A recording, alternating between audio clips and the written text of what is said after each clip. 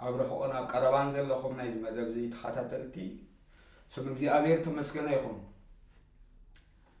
እግዚአብሔር በቃሉ ህይወትና ዝጠቅም ንኻልኦት ድማ በቲ ተጠቀምናሉ መጠን ንርእስና ተረቢሕና ክረብሕ ኢሉ በየዕለቱ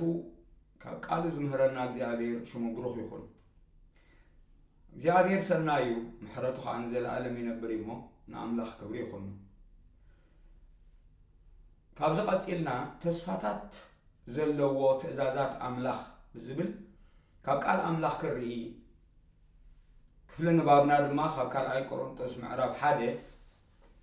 ካብ 18 ክሳዕ 20 ዘሎ መበገሲ ጽሑፍ ከንብብ ሐዋርያ ጳውሎስ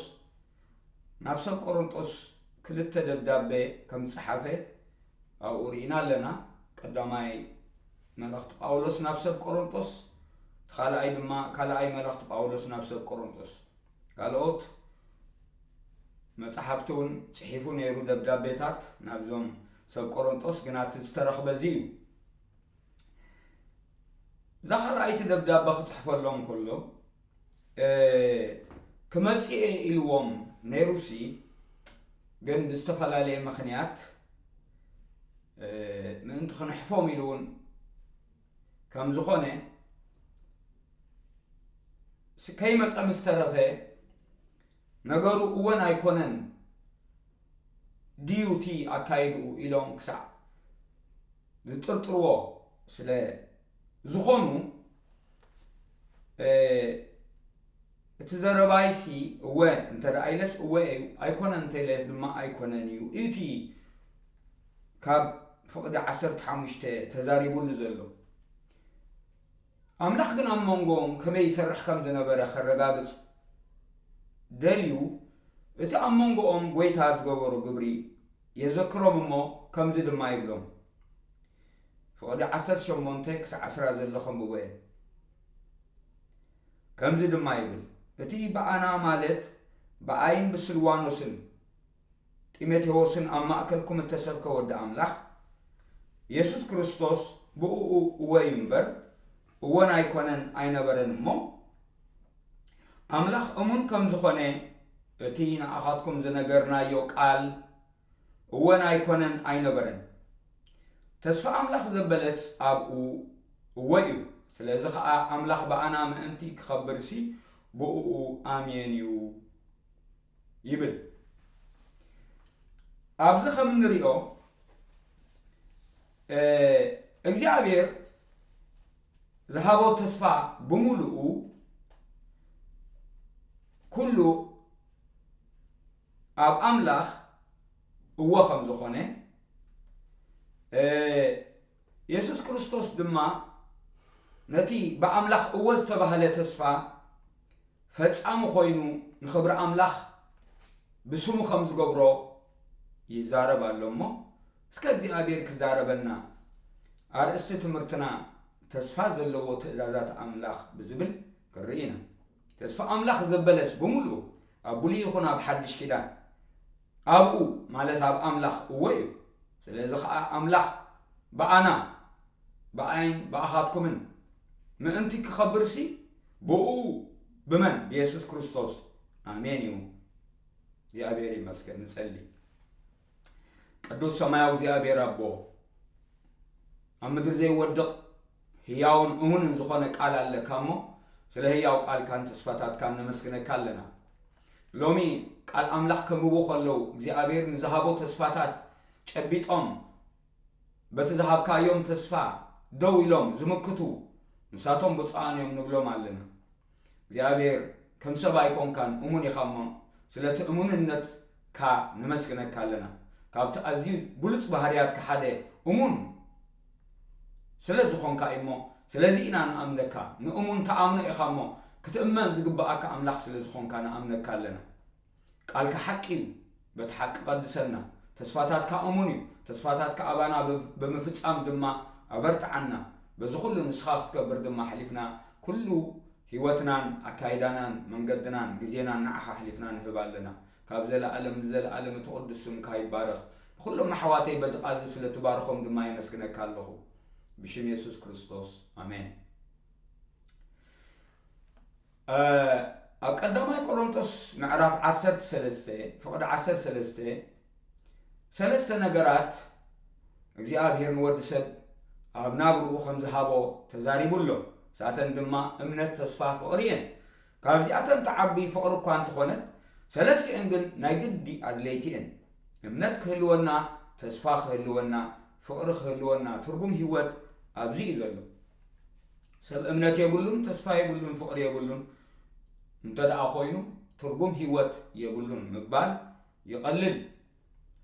ስለዚ ኣብ ናብራና ተስፋ እምነት ፍቕሪ የድልየና ስለዚ ኣብ መጽሓፍ ቅዱስ ኣብ ብሉይ ኪዳን ይኹን ኣብ ሓድሽ ኪዳን እግዚአብሔር ብዙሕ ተስፋታት ሂቡሎ ኣብ ብሉይ ኪዳን ንደቂ እስራኤል ካብ ምድሪ ግብፂ ኣትሒዙ ብዙሕ ተስፋታት ሂብዎም ብነቢያት ተስፋታት ሂብዎም ኣብ ሓድሽ ኪዳን ድማ ብኢየሱስ ክርስቶስ ዝተዋሃቡና ተስፋታት ኣለው ካብ ብሉይ ኪዳን ሒዞም ዝመፁ ተስፋታት ድማ ኣለው እዚ ኩሉ ደማሚርና ኣብ ህይወትና እግዚአብሔር ከመይ ከም ዝፍጽሞ ነተስፋታት ጨቢጥና ከንመላለስ ከለና እግዚአብሔር ንቃሉ ክተግሃሉ ከም ዝፍጸም ክገብሮ ከዓ ክሪኦ ይከኣል እዩ እግዚአብሔር ተመስገነ ይኹን ተስፋ ከም መልህቕ ነፍሲ ድልድልቲ ኣይድዋ ኣሎ ኣብ ካልኣይ ኣብ መልእኽትን ኣብ ዕብራውያን ምዕራፍ 6 እንተደኣ ኣንቢብና ንተስፋ ክገልጻ ከሎ ተስፋሲ ከም መልህቕ ድልድልትን ኣዝያ ጽንዕትን ኢሉ ሓንቲ መርከብ ኣብ ባሕሪ ክትከይድ ኮላ ማዕበላት ከናውፃ ከሎ ነቲ ማዕበላት ክትሓልፎ ዝገብረ ሓደ ደው ኢላ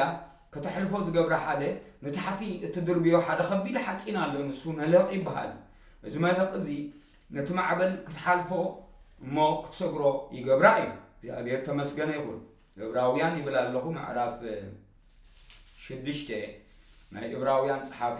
ነቶም ደቂ እስራኤል ነቶም ኣይሁድ ተስፋ ኣምላኽ ንዓኣቶም ጽኑዕ ከም ዝኾነ ከበስሮም ከሎ ከምዚ ኢሉ ኣሎ ንሳ ድማ ኢሉ ነታ ተስፋ ከም መልህቕ ነፍሲ ድልድልትን ጽንዕትን እያ እሞ ናብቲ የሱስ ከም ማዕርግ መልከ ጼዴቅ ንዘለኣለም ሊቀ ካህናት ኮይኑ ከም መራሒ ምእንታና ዝኣተወ ውሽጢ እቲ መጋረጃ ተእትወና ተስፋ ኣላትና እዩ ስለዚ ንኩሉ ማዕበላት ሰጊራ ንኩሉ ፈተናታት ሰጊራ ክትፍጽም እግዚአብሔር ነታ ተስፋ ከም መልህቕ ንሓንቲ መርከብ ገይሩ መሲልዋ ኣሎ ስለዚ ንኩሉ ፈተናታት ሰጊርና ነተስፋ ኣምላኽ ተፈጺሙ ክሪኦ እንተደኣ ኮይና እምነት የድልየና ማለት እዩ ተስፋታት ኣምላኽ ኣብ ብሉይ ኪዳን ንኣብነት ክንጠቅስ እንተደኣ ኮይና ኣብ ዘኍልቍ 23 ፍቕዲ 19 ብዛዕባ ተስፋ እግዚአብሔር ክሳዕ ክንደይ እሙን ከም ዝኾነ ክገልጽ ከሎ ኣምላኽ ከይሕሱ ሰብ ኣይኮነን ኢሉ ከይጥዓስ ከዓ ወዲ ሰብ ኣይኮነን ንሱ ዝበሎ ሳይገብሮ እንዶ እተዛረቦ ከዓ ኣይፍጽሞ እንዶ ኢሉ ስለዚ ኣምላኽ እሙን ምዃኑ ኣብ ብሉይ ኪዳን ሓደ ጽሑፍ ረኺብና ኣለና ኣብ ሓድሽ ኪዳን ድማ እዚ ሃዋርያ ጳውሎስ ጠቒስዎ ዘሎ መበገሲ ንባብና ጌርናዮ ዘለና ንሱ እዩ ማለት ተስፋ ኣምላኽ ዘበለስ ብምሉእ ኣብ ብሉይ ይኹን ኣብ ሓድሽ ኣብኡ እወ እዩ ስለዚ ከዓ ኣምላኽ በኣና ምእንቲ ክኸብርሲ ብኢየሱስ ክርስቶስ ኣሜን እዩ እምበኣር ኣብ ሓድሽ ይኹን ኣብ ብሉይ እግዚአብሔር ኣይሕሱን እዩ እሙን ቃል ኣለዎ እሞ ተስፋታቱ ክንኣምኖም ይግባአና እዩ ኣብ ሓድሽ ኪዳን ዘለው ብክርስቶስ ተገብሩ ዝተዋህቡ ተስፋታት ኣለው ኣብ ብሉይ ኪዳን ድማ እግዚአብሔር ብነቢያቱ ዝሃቦም ተስፋታት ኣለው እዞም ተስፋታት እዚኣቶም ብመጽናዕቲ መርሚርና ክሪኦም ከለና ኣብ ክልተ ንኸፍሎም እግዚአብሔር ንኣብርሃም ዝሃቦ ተስፋ ንሙሴ ዝሃቦ ተስፋ ንደቂ እስራኤል ዝሃቦም ተስፋ ይፈላለዩ እዮም ንኣብርሃም ዝሃቦ ተስፋ ኩነት ኣብ ኩነት ተመርኮሰ ይኮነ ብዘይ ቅድመ ኩነት ስለ ዝሃቦ ብእንግሊዝኛ unconditional promises ንብሎ ብኡ ድማ ንኣብርሃም ንወለዱ ንትውልዱ ብምልኦም ንደቂ እስራኤል ዝሃቦም ተስፋ ድማ ኣሎ እቲ ብሙሴ ዝሃቦም ተስፋ ብነቢያት ዝሃቦም ተስፋ ምስ ኩነታት ዝኸይድ ስለ ዝኾነ ድማ እንተተኣዘዝዎ ዝባርኾም ተዘይተኣዘዝዎ ድማ ነቲ حسب لهم زنبرة تسفى كم زقارصو ززاربو دمالو نساتهم دما بزي قدم خونت كم تنا يا ابراهام زي كونس كونتاو تسفاتات يبهالو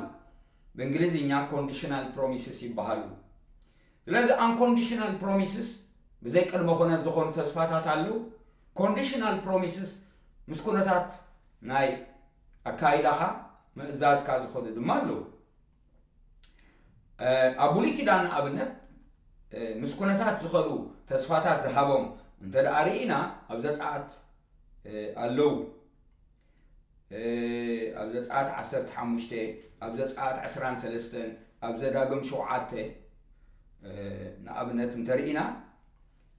ኣብ ኢያሱ ድማ 13 ደጊምና እንተሪና እዚ ተስፋታት እዚ ኩነታዊ ተስፋታት ክንብሎ ንኽእልና ምስ ምእዛዞም ዝኸይድ እግዚአብሔር አምላክኩም አገልግሉ ይሉ እግዚአብሔር አምላክኩም አገልግሉ ንሱ ኻን ጌራኻን ማይካን ክባርከልካዩ ሕማም ዘበለኻ ማእከልካ ኸርሐቕ እዩ እንተዘይታ አዚዝካ ግና እትናብ ግብፃውያን ሰደዱ ሕማሙን ክመፀካ እዩ ስለዚ ድምፁ አጸቢቆም ክሰምዑን ምእዛዞም ኣብ ቅድሚኡ ኸሪኡን ይድለዮም ማለት እዩ ኢያሱ ንኣብነት ኣብ 13 እንታይ ልዎም ነይሩ ክውድእ ከሎ ኣጋሞቱ ክሰናበቶም ከሎ እንሆ ኣነ ኢሉ ሎሚ መንገዲ ኩሉ ዓለም ኸይድ ኣለኹ ካብቲ እግዚአብሔር አምላክ ብዛዕባኹም ተዛረበ ኩሉ ጽቡቕ ነገር ሓደ ነገር እኳ ኣብ ምድሪ ወደቐን ብኩሉ ደኣ ተፈጺሙ ትሪእዎ ኣለኹም ስለዚ ብኩሉ ልብኹምን ብኩሉ ነፍስኹምን እግዚአብሔር ዝሃቦ ተስፋታት ኩሉኸም ተፈጸመ ፍለጡ ኢልዎ ስለምንታይ ከምኡ ዝብሎም ዘሎ ተስፋታት እግዚአብሔር ብምሉኡ ጨቢጡ ይኸይድ ነይሩ ኣብ መጽሓፍ ኢያሱ ምዕራፍ 1 ፍቅድ 8 ተንቢብና እቲ ቃል ከመይ እግዚአብሔር ይፍጽሞን ዘይፍጽሞን ምእንቲ ክትፈልጥሲ እዚ ቃል ካብ ኣፍካይ ትፍለዮ ንየማን ጸጋም ኣይተብል ኢልዎ ነይሩ እሞ ተጠንቂቑ ነቲ ቃል ዘጽንዐ ሰብ ስለዝነበረ ብምሉኡ ሓንቲ እኳ ኣብ ምድሪ ከይወደቐት ተስፋታቱ እግዚአብሔር ከም ዝፈጸሞ ክሳናበቶም ከሎን ደቂ እስራኤል ተዛሪብዎም ኣሎ እምበኣር ከምቲ ኩሉ ተስፋታቱ ተፈጺሙ ዝረኣኹምዎ ኢልዎም ከምኡ ድማ ካብታ እግዚአብሔር አምላክኩም ዝሃበኩም ጽብቕቲ ምድሪ ክሳዕ ዘጽንተኩም እግዚአብሔር ኩሉ ክፉእ ነገር ከም ዘምጽኣልኩም ካፍለጡ ኢልዎም እዚ እቲ ኩነታዊ ተስፋ ዝበሃል ኣብ ዘዳግም 28 ከም ንፈልጦ ድማ ቁጥሪ 1-2 ክኸውን ከኣዩ ቃል እግዚአብሔር አምላክካ ጸቢቕካ እንተሰማዕካ እዛ ኣነ ሎሚ ዝእዘካ ዘለኹ ኩሉ ትእዛዛቱ ተጠንቂቕካ እንተ ገበርካዮ እግዚአብሔር አምላክካ ኣብ ልዕሊ ኩሎም ህዝብታት ኣብ ምድሪ ካብ ዘለው ከብለካ እዩ ቃል እግዚአብሔር አምላክካ እንተሰሚዕካ ዝኹሉ በረኸት ክመጸካ ኢሉ በረኸታት ዘርዚርዎ ኣሎ ካብ 1-15 ዘሎ እንተዘይታ ኣዚዝካ ግና ካብ 15 ንኒው ካብ 16 እቲ መርገማት እንታይ ከም ዝመጾም ተዛሪቡ እቲ ተኣዘዝዎ ዘበለ በረኸት ክህቦም ከሎን ዘይተኣዘዝዎ ድማ ከምቲ ተዛረቦ ቃል ክህቦም ከሎን ንርኢ ኣብ ሓድሽ ኪዳን ከዓ ኩነታዊ ተስፋታት ኣለዉ እዮም ኣብ ብሉይ ኪዳን ጥራይ ኣይኮኑን ንኣብነት ኣቶም ውሉድ ኢሉ ኣብ ኤፌሶን 6 ምዕራፍ እዚ ቁኑዕ እሞ ንወለድኹም ብጎይታ ተኣዘዝዎም ምስ በለ ኣቦኻን ኣዴኻን ኣኽብር ጽቡቕ ክኾነልካ ኣብ ምድሪ እውን ዕድሜኻ ክነውሕ እዩ እዚ ተስፋ ዘለዎ ቀዳማይ ትእዛዝ ኢሉ ሃዋርያ ጳውሎስ ንሰብ ኤፌሶን ጽሒፉሎም ኣሎ ስለዚ ብሓድሽ ኪዳን ድማ ምስ ምእዛዝና ዝኸይድ በረኸት ኣሎ ማለት እዩ ቀዳማይ ትእዛዝ ኢልዎ ካብቶም 10 ትእዛዛት ካብቶም ንሰብ ተዋህቡ 6 ትእዛዛት ተቐዳመይቲ ኣቦኻን ኣዴኻን ኣኽብር እያ ትብል እቶም ቀዳሞት 4 ምስ እግዚአብሔር ምትሕሓዝ ዘለዎም እዮም ኣነ እግዚአብሔር ኣምላኽካ ቀና ኣምላኽ እሞ ብጀካይ ካልኦት ኣማልኽቲ ኣይትግበር ስም እግዚአብሔር ኣምላኽ ስእልን ምስልን ኣይትግበር ስም እግዚአብሔር ኣምላኽካ ብኾንቲ ተልዕል ሰንበት ድማ ናይ እግዚአብሔር እያ እሞ ሰንበት ኣኽብር ኢሉ ኣብቶም ቀዳሞት 4 ኣብቶም ከዓ ዳሕሮት 6 ምስ ሰብ ተተሓሓዙ ድማ ተቐዳመይቲ ኣቦኻን ኣዴኻን ኣኽብር ትብል እያ እዚኣ ተስፋ ዘላታ ቀዳመይቲ ትእዛዝ ኢልዋ ዘሎ ካብቶም ንሰብ ተዋህቡ ትእዛዛት 6 ዳሕሮት ቀዳመይቲ እያ ስለዚ ምስ ኩነታት ትኸይድ እያ ኣቦኡን ኣዲኡን ዘኽብር ዕድሚኡ ይነውሕ ተስፋኡ ድማ ኣብዛ ምድሪ ድማ ነገሩ ጽቡቕ ይኾነሉ أبوخان أديخان أخبر مالك بخلو نولد دخا وريت أختملس بخلو حلواتهم قبر مالك أبلوك أسمع عرف شد الشيء ما كنا تاو تصفاتات علو كمني أي كتفردون كأيخو مالك أب عين خازلو بندي كير أخا بيجاي خازلو بسر كتري كتكون أنت وعلت خينكا زي أبير بتسفرد كاي فردي بتسفر كالو مسفري سفرك كمالتي أي كتفردون يخم أي تخونونو أي كتكونون يخم حدقو حدقلكم يو تزي حدقنا خا حدقلناني سلازي كنتاوي مالتي مسمع زازنا زخيت تسفاي مالتي هابو كو هابوكم يو أي هابنان لما أي وهابناني مالتي مدرسي تزي زري كاس أي تبكاني ولا تمهلل وعالسي كزرع الله لوكا زرع كالان تخونك حيدة زرعك حيدة تبكا بؤمتن باريخة تبكا بوزح انت زرعك لما بؤمتن أبزيحة تبكا سلازي هابو هو هابوكم يون لذي كنتاو تسفاي أبكال آية قرنت أسون بزعبا بحاب بزملكت تزهد كمتي قبل بوزح اللونا يحاب مسبلة تقطبو الزر قطبي عصد برخة الزر كعب برخة يزعصد أملاخ حقوس وهابي زفتم مو نفسه وكب بقوها زي كونس كم تقول بوزح اللونا يحابلو سلازي مسكونتات زخيي كم إزاز كاز فسم تسفاتات نايجزي أبير أبزرينا لنا قالك أبكال أي قرنطوس شاي معرف وتكون تفلي رخص هاي تمكيو نستوم زي أمن أبحد أرعت هاي تتأمدو إلوك زي أبير عزيزيو مو انت دا عزيزنا ينتاي بنا انت دا أخاب رخص حقنا رأسنا بقدسنا حلنا زي أبير أم منفسنا يملالس أب قبائنا يملالس برخطن حلواتنا منغونا بخبري كملالس تقبارو خقبر نريئو مالتي سلازي إذا تصفاتات زخاب زهلو الناسي إلو كابت سكان منفسن زركس زبالو خلو رأسنا ننسهيلو قال أي قرنطوس شاد شاي معرف كسع شاوعي معرف فقد حدا قال أي قرنطوس شاد شاي معرف قال 14 جميرنا كسعة شاوعي معرف فقد حدا ترينايو إذي مسكونتاتنا مسم إزازنا زخيت تصفاتاتي زي أبهر يبارخ سلازي قدسان نقبرو سناي دخاتات سؤنات نقبرو صبوق قبري زي أبهر بعلتو بجزيو برختنا خنعصل يقبرنا مالتي مبار بزي قدم خونه زخونو تسفاتات دما الله يوم نا ابراهام زي ابير نا بارخكو خبارخك اي نا بزحكو خبزحك اي زبلو بروسي ينحيلمو سلازي زي ابير بعلو زغبروي حدش كدانته أبي وانجيل يوحنس 14 فقد حدم كلتن لبخو ما يشبر بأملاخ أمونه بأيون أمونيل بتأمس قال زجبرو بيتنا يسوع كريستوس مسبت تحازي كنا أملاخ بفقر تبقى يسوع قبلبو نعين عخاتكم من زجبر الناي زي أبي هري مسكن تاني أبراهام سك خمبة إبراهيم شرشاي معرف فقد 14 أملاخنا أبراهام تسباخ هو بخلو زمحللو خابوز عبس لزيت الرخبة بحق النبارخكو خبارخكا نابزحكو دما خبزحكا ايدو بروس محالي لنا ابتقل نايقولي كيدان تمنسينا قل امونغو املاخن سبن زنبرا خيداني حدش كيدان قل لكع كم زنا ابراهام اكزي ابهير بروسو زغبرو بودو زفصمو سلازخوني امين إلنا خنقبلو خلنا كابانا زدليو نجر يهلن مالتي سلازي ازي بزي قدم خونه زخونه تسفا يبحال مبار تسفاتات أملاخ أب كل تخفيلنا يمالنا conditional and unconditional بالإنجليزية كونتاوي ويدما مس كونتات متحازي يقولوا بزي قدم خونه تسفاتات أملاخي تسفاتات أملاخ كنورس انتهت لينا تسفاتات أملاخ كنورس كل تنجري لينا قداماي امنت كالا ايدما مئزاز ناي امنت مئزاز አለው ናይ ግብር መእዛዝ አለው ስለዚህ ነቲ ኣብ ቃሉ ዘሎ በክርስቶስ ኢየሱስ ተፈጸመልና ግብሪ ናይ መስቀል ግብሪ በእምነት ተቀበልና ኣብ ልብና ኣብ ህይወትና ከነተግብሮ ተቃል ኣብ አፍና ኣብ ልብና ቀረባይ አሜን እንተልና ይወቱ በጎይታ ተገብረ አባና ህያው ኮይኑ ይፈጸም ካለ እቲ ኩነታዊ ተስፋታት ይቡና ዘሎ ድማ ክንእዘዞ ኾለና እግዚአብሔር ይባርከና ክብርን ስሙ ይኹን እምበር እምነት እንታይ እምነት ኣብ ዕብራውያን ምዕራፍ 11 ፍቅደ 1 ጽሒፍዎ ኣሎ ብሓጺሩ እንታይ ማለት እዩ እምነት ነቲ እሙን ኣምላኽ ምእማን ማለት እዩ እግዚአብሔር እሙን ኣብ ምድሪ ከም እግዚአብሔር እሙን የለን ከይሕሱ ሰብ ኣይኮነን ከይጣዓስ ወዲ ሰብ ኣይኮነን ንተስፋታቱ ከይፍጽም ድማ ዝኽውሎን ዝሽግሮን ወይ ድማ ዝዓብቶን ነገር የለን እሞ ማዕበላት ሰጊሩ ኩነታት ሰጊሩ ዝፍጸም ተስፋታት ኣለዉ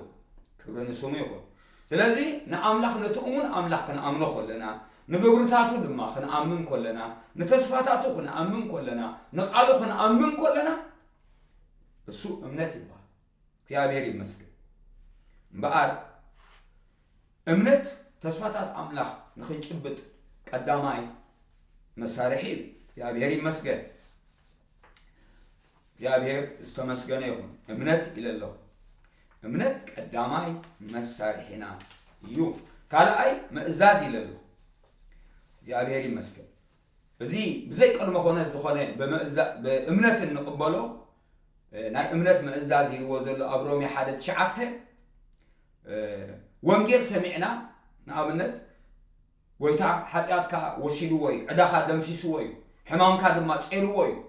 ንዝብለና ከመይ ኢሉ ክንብል ኣየድልየናን እዩ ድሮ ተፈጺሙ ስለ ዝኾነ ኣሜን ይኣምን ኣለኹ ብምሉእ ልበይ ይቕበል ኣለኹ ንብል ነቶም ቀደም ፀውዖም ኣጽድቖም ነቶም ዘጽድቖም ንዓታቶም ድማ ኣኽበሮም እንተይሉ ጎይታ ብሕድገት ሓጢኣት ሂቡ ብወንጌል ክጽውዓኒ ከሎ ከም ዘጽድቐኒ ኣሚነ ከም ዘኽበረኒ ኣሚነ ኣሜን ክብል ከለኹ እዚ በእምነት ንእምነት ይእዘዝ ኣለኹ ማለት እዩ ኣብ ብሉይ ኪዳን ንኣብነት ኣብ ኢድካ ሂበካ ኣለኹ ኢልዎም ነተን ክወርስዎን ዝሃቦም ካብ ግብፂ ምስ ወፁ ኣብ ኢድካ ሂበካ ኣለኹ እሞ ክትወርሳ ጀሚር ኢልዎም ስለዚ ድሮ ከም ተቐበልዎ ከኣምኑ ኣለዎም ኣብ ኢድካ ሂበካ ኣለኹ ማለት ኣብ ኢዶም ክርእይዎ ኣለዎ ገና ከይረኣይዎ ከለውሲ ገና ከይጨበጥዎ እግሮም ከይረገጾ ከሎስ ኣብ ኢዶም ከም ተቐበልዎ ከኣምኑ ኣለዎም ሽዑ በእምነት ክስጉሙ ኣለዎም ስለዚ ኣብ ኢድካ ሂበካ ኣለኹ ንዝበሎም ተስፋ ተዋጊኦም በእምነት ገድሊ እምነት እናተጋደሉ ክወርሱ ኣለዎም እግዚአብሔር ይመስገን ንኣብነት ኣብ ዘዳግም ምዕራፍ 2:24 ተንስኡ ኢልዎ ተጓዓዙ ለሰኦርናን ድማ ተሳገሩ ኢልዎ እንሆ ሲሆን ኣሞራዊ ንጉስ ሐስቦንን ምድሩን ኣብ ኢድካ ሂበካ ኣለኹ ኢልዎ ምውራሳ ጀምር ምስኡ ከዓ ተዋጋ እዩ ስለዚ ኣብ ኢድካ ዝሃበካ በእግርኻ ትረግጾ ማለት እዩ ኣብ ኢድካ ከም ተቐበልካዮ ከይኣመንካ ግን እቲ ስጉምትኻ ጥርጥር ዘለዎ ክኸውን ይኽእል እዩ ኩሉ ሰዕ ኣብ ኢድካ ዘሎ ነገር ንስኻ ስለ ዘሎ ዕለት ዕለት ክዝክሮ ትኽእል ኢኻ ስለዚ እቲ ቃል ኣምላኽ ካብ ኣፍና ከይፈለና ኣብ ልብና እንተሒዝናዮ በእምነት ክንስጉም ከለና ይፍጸም ማለት እዩ እግዚአብሔር ይመስገን ተቐዳመይቲ እምበኣር